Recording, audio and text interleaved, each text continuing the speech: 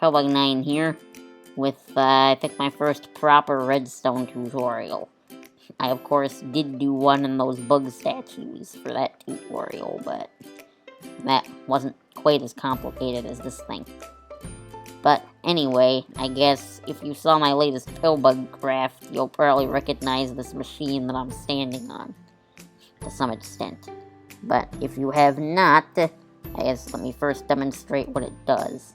So, when the cauldron gets emptied, and yes, it does have to be emptied, you see nothing happens with those first two, but when the cauldron gets emptied, like that, it gives you a bucket of water, which you can then refill the cauldron with, and then when you throw the empty bucket into the system, that resets the water bucket. So, I am calling this the Magic Cauldron device. It's really more of a smart cauldron type thing. If I could fly here, that would be helpful. But anyway, I guess I'm going to show how to build that today. So, I guess here's the materials you're going to need. I would recommend at least a stack of blocks. You're probably not going to use all of that, but it'd be nice to have, so just to make sure you don't run out of blocks. And these can be any blocks, mind you. 28 redstone dust, 3 observers, 5 repeaters, 3 comparators, 3 droppers, 2 hoppers, 1 dispenser, 2 redstone torches, a cauldron, of course, and 2 buckets of water. And if you wanted to build the water tank out of glass, you would need 7 blocks of that. But that is optional, of course. Anyway, I guess on to the tutorial then. I am going to be starting from this corner of the machine. Okay, so we're going to start from this corner, which is the same one that I showed on the other machine there. What you're going to need in order to build this first part, which is going to be the automatic dropper elevator part of the machine, is you're going to need a block to place your redstone on, some redstone dust, a redstone comparator, redstone repeater, droppers, and observers. And the exact amounts were shown in the barrel a moment ago. But anyway, the first thing you're going to want to do to build this is, of course, find that corner from the machine, and then come back twice like that. Next thing you're going to want to do is staircase up like that twice, and then run redstone like that, and observers observing the redstone that go up like so. So that's going to detect the signal there to activate part of the droppers. Next thing you're going to want to do is place a block there and have some come out like this, so that there's like a 2x3 here with a block sticking out there. So the next thing you're going to want to do is put a repeater there and there, with a redstone connecting them like that, and a redstone wire there as well. Next, place a comparator there. Now the final thing you're going to want to do for this part of the machine is put a temporary block there, and then have these droppers come up facing upwards until there's 3 stacked on top. And they all want to be facing up, like so. And you can remove the block underneath them. Now you should have something that looks like this. And if anything ends up in the bottom, it should get put in the top without getting shot out. It's crucial that it doesn't shoot out the top, because it's only supposed to do that when the water gets drained from the cauldron. So that would be the automatic dropper elevator built. Okay, so the next part that we're going to build here is actually made up of 3 circuits. Some of them are pretty simple. So we're going to be doing those 3 in this clip.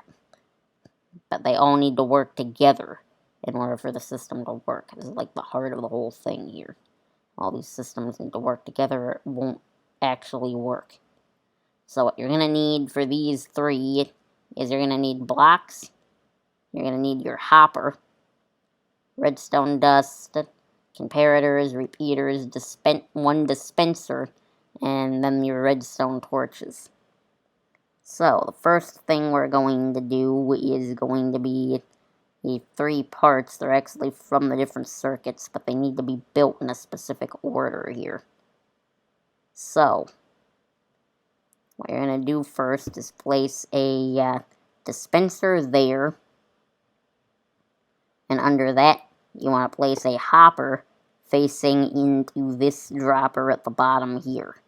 Once you have your dispenser and hopper placed, place down some blocks coming out like this by 2, and then it comes back by another 2.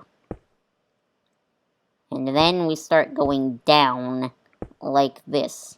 So, staircase down in that exact fashion until you are now directly lined up with the bottom of that hopper. And now come back by 1 more block there. And then you want to route your comparator running out of there. Redstone dust there. Repeater. Then redstone line all the way down to here. And that concludes the bucket detection system. Next, we're going to build the hopper locking/unlocking system. That one's very simple. All you do is place a block there, like so, and then on that, you just place a repeater, set it to 2 ticks, and a redstone torch on top of that block. So what that will do is it'll unlock the hopper down here for long enough for the bucket that'll end up in here to go through this hopper and into this dropper to activate that part of the machine. Now the final part of these 3 circuits is the actual bucket refilling line. So for the bucket refilling line, you just need to place a block there, come out by 2 blocks, come back by 2 blocks, and then staircase down until you end up with a block right next to this piece of redstone. Now, all you do is just route redstone up like that, and that part of the system is now completed. So, I guess while we're here, we should also put a hopper there, and now we could go ahead and actually place the cauldron as well. So, a cauldron goes on top of that hopper, so you have kind of a reference point there. So, that would be it for this part of the system. So what should happen is when a bucket, an empty one, gets put in the cauldron, it goes through this hopper into this dispenser, which is then detected by the bucket detection system here, which then causes this line of redstone on it to pulse, which first what happens is because there is no repeater on this line that refills the bucket, that line picks up the signal, routes it into there, which causes this dispenser to pulse once, which will then refill the bucket if there's a source block of water in front of this dispenser, which there will be. We'll get to that in a moment. And then what happens a little bit later, because we put a repeater that's delayed here, is that powers the block under the torch, causing this torch to turn off for just enough time for the now full bucket to exit this dispenser, go into this hopper, and then enter this dropper, which then propels it up to this dropper here to wait for when the bucket empties. Or the cauldron empties, rather. Okay, now that you have that all constructed, what we're going to be doing next is the empty cauldron detector and the water bucket dispenser dropper circuit. So, in order to build those, you're going to need a redstone comparator, a redstone torch, a redstone repeater, and some redstone dust. So, once you have all of that, you place a block there and one there like that. This is the empty cauldron detection system.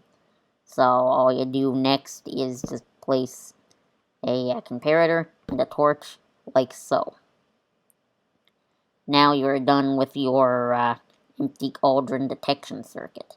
Once you've got that circuit built for the empty cauldron detection, we're going to build the automatic bucket dispensing system that fires when the cauldron empties. So, I think the best way to build that is to place a block there, and then come back out from one. That also causes that to cut off, so that's good there. And then we come back and go over to here as soon as we're lined up with the torch. That's where that last one goes.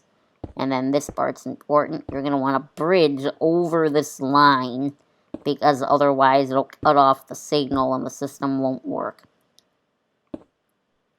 But you need to do that there in order to avoid that from happening. Next, we place the redstone on top here. It bridges over. Before we place any more, though, you're going to want to place a block there and there to keep the signal from attaching. And then we run the redstone up until we're centered on this block here. That's set up. And we place a repeater there to make sure the signal makes it through that block into this dropper. Next, and I guess that's actually it for the redstone there. That's the system that'll automatically dispense that when this detects an empty cauldron. But I've saved the most dangerous part for last. So, that part of the system is the water chamber, of course, because water and redstone doesn't mix, so you have to be very careful with this part. So, build the chamber first, obviously. So, this can be made out of glass or any other block. So, you're going to want to place one there. You're going to want to place one there. One there, one there. Until you make sure that there's an L-shape chamber with no holes in it. But if there's holes in this, your redstone will be washed away. And then you're going to want to, once you've double and triple checked that there's no way the water can possibly escape from this L-shaped chamber, you're going to want to place your water sources here and here.